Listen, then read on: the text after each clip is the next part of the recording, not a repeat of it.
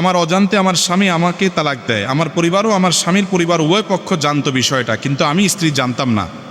এখন এইটা কি তালাক হয়ে গেছে? যদি হয়ে থাকে তাহলে আমি কিভাবে আবার তার স্ত্রী বলে দাবি করতে পারবো? প্রথম কথা হলো, দেখেন, তালাকের মাসআলা এ ধরনের প্রশ্ন উত্তরের সংক্ষিপ্ত সেশনে জানার চেষ্টা করবেন না। তালাকের মাসআলা জানার জন্য এলাকায় দক্ষ কোনো আলেম, মুফতি, মাদ্রাসা, যেখানে ফতোয়া বিভাগ আছে, এরকম কোনো জায়গায় গিয়ে লিখিতভাবে বিস্তারিত জানিয়ে তারপরে তালাকের মাসআলা নেবেন। কারণ তালাকের মাসআলা অনেক ফাঁক ফোকর থাকে।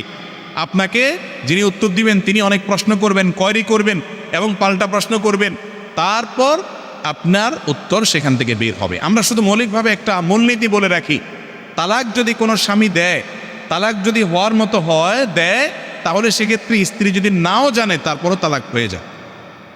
এখন কথা হলো, স্ত্রীকে স্বামী তালাক দেওয়ার পর আবার স্বামী হিসাবে ওই স্ত্রী ওই পুরুষকে গ্রহণ করার সুযোগ আছে কিনা? উত্তর হলো, তালাকটা যদি এমন তালাক দেয় যে তালাকটা প্রত্যাহারযোগ্য তালাক, যেটাকে ফিকহ কিতাবের ভাষায় তালাকে রাজিঈ বলা হয়, তাহলে সেক্ষেত্রে আবার তারা স্বামী স্ত্রী হিসাবে ঘর করতে পারে। আমি সব জায়গায় এই কথাটা বলার চেষ্টা করি, যারা বিবাহ করেছেন তারাও মনোযোগ দিয়ে শোনেন, যারা বিবাহ করবেন ভবিষ্যতে এখনো করেন নাই তারাও মনোযোগ দিয়ে শোনেন। আল্লাহর ওয়াস্তে স্বামী স্ত্রী যত মনোমালিন্য হোক, যত গণ্ডগোল হোক, যত ঝগড়াঝাটি হোক, যত আপনাদের মধ্যে অমিল হোক, বোঝাপড়ার গরমিল হোক, আল্লাহর ওয়াস্তে মাথা গরম করে তালাক দিবেন না। তালাক এমন একটা ডেঞ্জারাস অস্ত্র, এমন একটা ভয়াবহ অস্ত্র, ছুরি এবং চাকুর চাইতে পিস্তলের চাইতে ডেঞ্জারাস। কিরকম? আপনি একজনকে তার শরীরে ছুরি ঢুকাই দিলেন, তার বুকে ঢুকানোর পরে লোকটা মারা গেলেন।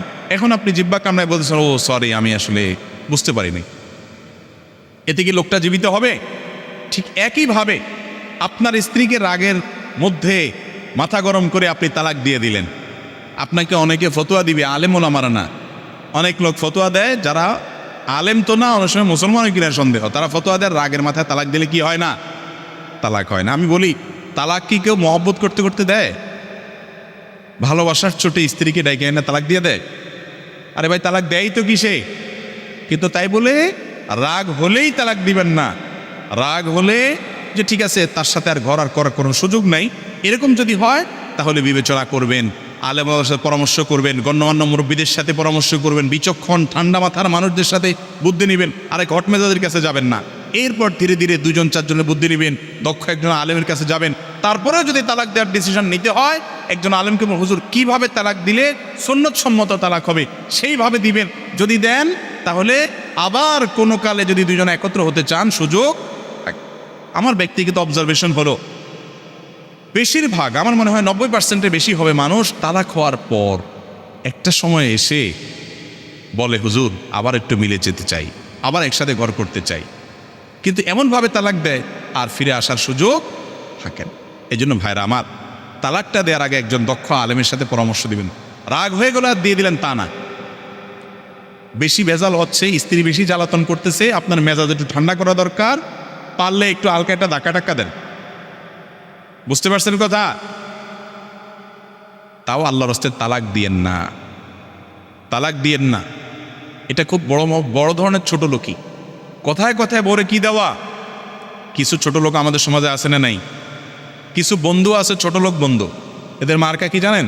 কথায় কথা কাটটি, কথায় কথা কি কাটটি। এরকম বেহায়া কিছু দোস্ত আছে, কিছু হইতে না হইতেই কাটে। আরে ভাই, কত কিছু হবে একসাথে থাকতে গেলে, তাই বলে কথায় কথা কাটটি তুমি?